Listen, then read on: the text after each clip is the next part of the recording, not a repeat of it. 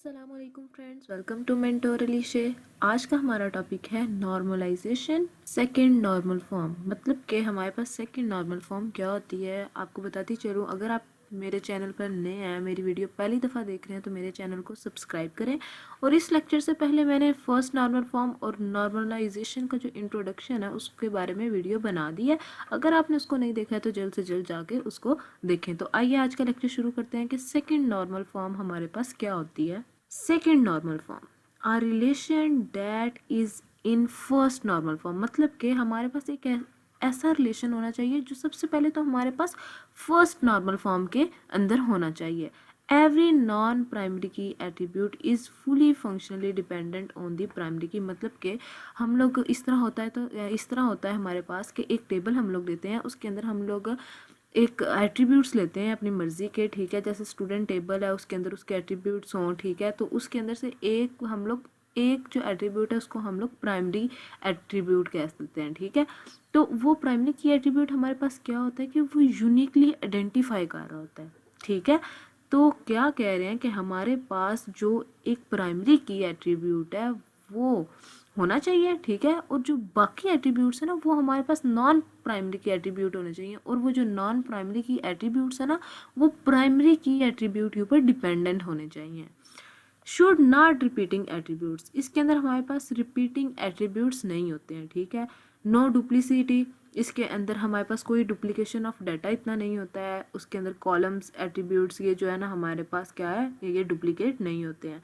And should not partial dependency, और इनके दरमियान में पार्शियल डिपेंडेंसी नहीं होती है। तो आइए एग्जाम्पल की मदद से देखते हैं कि हमारे पास सेकेंड नॉर्मल फॉर्म क्या होती है। यहाँ पे हमारे पास एक स्टूडेंट का टेबल है और एक सब्जेक्ट का टेबल है, ठीक है। यहाँ पे स्टूडेंट के टेबल में हमारे पास क्या क्या एट्रीब्यूट्स हैं। स्टूडेंट आईडी है, नेम है, रजिस्ट्रेशन है, उसकी ब्रांच है और उसकी एड्रेस है, ठीक है। तो सब्जेक्ट में हमारे पास कौन कौन से एट्रीब्यूट्स हैं, सब्जेक्ट आईडी है और सब्जेक्ट नेम है, ठीक है। इसके अंदर कुछ कुछ एंट्रीज जो है वो हमने ऐड की हुई हैं, ठीक है। अब स्टूडेंट आईडी जो है हमारे पास, जाहिर सी बात है वो यूनिक होगी। और स्टूडेंट सब्जेक्ट की आईडी जो होगी वो हमारे पास वो भी यूनिक होगी, ठीक है। तो यहाँ पे स्टूडेंट आईडी में हमारे पास 10, 11, 12, 13, तो ये क्या है हमारे पास वाकई में यूनिक है, ठीक है। यहाँ पे स्टूडेंट आईडी हमारे पास प्राइमरी की है, क्या है हमारे पास प्राइमरी की है। और बाकी नेम, रजिस्ट्रेशन, ब्रांच, एड्रेस, ये सारे नॉन प्राइमरी की एट्रीब्यूट्स हैं जो कि डिपेंडेंट हैं प्राइमरी की एट्रीब्यूट के। मतलब कि हमारे पास स्टूडेंट आईडी पता होगी तो हम उसका नेम पता कर सकेंगे, उसका रजिस्ट्रेशन नंबर पता कर सकेंगे, ब्रांच, उसकी एड्रेस, ठीक है। और यहाँ पे स्टूडेंट आईडी जो है वो हमारे पास प्राइमरी की है। स्टूडेंट आईडी होगी तो हम पता चला सकेंगे कि हमारे पास सब्जेक्ट नेम क्या है, ठीक है। अब हम लोग यहाँ पर एक स्कोर का टेबल बनाएंगे, ठीक है। इन टेबल्स को मिलाते हुए यहाँ पे स्टूडेंट आईडी यहाँ पे प्राइमरी की है और यहाँ पे सब्जेक्ट आईडी जो है वो हमारे पास फॉरेन की है, जो कि क्या कर रही है, स्टूडेंट आईडी से रेफरेंस ले रही है, ठीक है। तो आइए देखते हैं। यहाँ पे हम लोगों ने स्कोर टेबल बना लिया, ठीक है। यहाँ पे स्कोर आईडी है, स्टूडेंट आईडी है, सब्जेक्ट आईडी है, मार्क्स है, टोटल है और टीचर है। यहाँ पे हमारे पास 3 यूनिक आईडीज आ रही हैं। लेकिन स्टूडेंट आईडी ऐसी है कि जिसके अंदर हमारे पास डुप्लीकेशन ऑफ डाटा है। सब्जेक्ट आईडी के अंदर भी हमारे पास डुप्लीकेशन ऑफ डाटा है, ठीक है। और यहाँ पे देखें हम लोगों ने टीचर का भी ऐड कर लिया हुआ है, उसका एट्रीब्यूट भी ऐड कर लिया हुआ है। इसका मतलब क्या है कि हम लोग जब स्कोर की बात करें, सब्जेक्ट की बात करें, तो इसमें हम लोग ये भी ऐड कर दिया है कि कौन सा सब्जेक्ट कौन सा टीचर पढ़ा रहा है, ठीक है। तो ये भी हम लोगों ने इसके अंदर ऐड कर लिया, ठीक है। तो हमारे पास ये इस तरह से भी हम इसको कह सकते हैं कि ये मैनी टू वन रिलेशनशिप है। मतलब कि मैनी चीज़ें होंगी जिसका रिलेशन वन से होगा। मतलब कि नॉन प्राइमरी की एट्रीब्यूट रेफरेंस ले रहे होते हैं प्राइमरी की एट्रीब्यूट के साथ।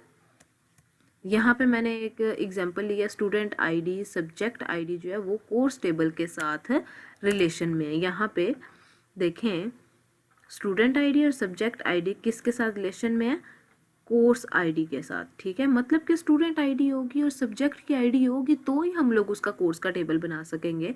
तो ये हमारे पास क्या होता है, सेकंड नॉर्मल फॉर्म होती है। तो आइए नेक्स्ट देखते हैं।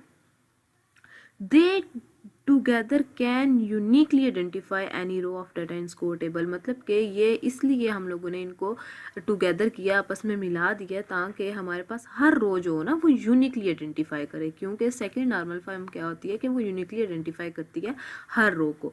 यहाँ पे मैंने आपको पहले भी बताया कि ये मैनी टू मैनी रिलेशनशिप बन जाता है। यहाँ पे main one student can opted for more than one subject and one subject count में मोर स्टूडेंट, मतलब कि एक सब्जेक्ट हमारे पास ज़्यादा भी हो सकते हैं और उस सब्जेक्ट को एक से ज़्यादा स्टूडेंट्स जो हैं वो पढ़ सकते हैं। In table score primary key is a composite of two attributes, मतलब कि प्राइमरी की हमारे पास किसको कंपोजिट कर रही है, स्टूडेंट आईडी को और सब्जेक्ट आईडी को। ये टीचर नेम एट्रीब्यूट जो हम लोगों ने ऐड किया था only depend on subject and not on student, मतलब कि हमारे पास टीचर नेम जो है वो हमारे पास सिर्फ सब्जेक्ट के लिए मैटर करता है, स्टूडेंट नहीं, क्योंकि टीचर ने का काम है पढ़ाना और वो सब्जेक्ट पढ़ाएगा, ठीक है। तो वो ये मैटर नहीं करता है कि कितने स्टूडेंट्स हैं, कौन सा स्टूडेंट है, ये है वो, ये नहीं करता है।